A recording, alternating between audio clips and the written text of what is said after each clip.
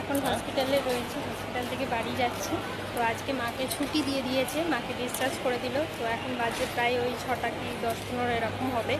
তো মা সুস্থ আছে, ভালো আছে। তো চলো তোমাদেরকে একবার দেখাই। এই যে মা বাড়ি যাচ্ছে।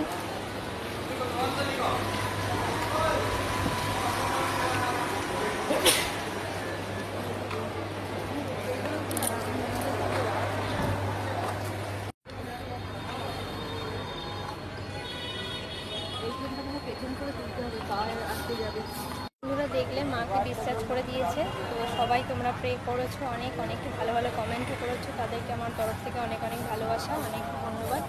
তো সবাই এভাবেই পাশে থেকো, আমার ভালোবাসা দিও। আর মায়ের জন্য তোমরাও অনেক প্রে করো। যারা গুরুজন ব্যক্তি আছো অনেক, তাদেরকেও বলবো যে আমার মাকে একটু আশীর্বাদ করো, মা যাতে সুস্থ হয়ে ভালোভাবে বাড়ি ফিরে যায়, এটাই বলবো। চলো সবাইকে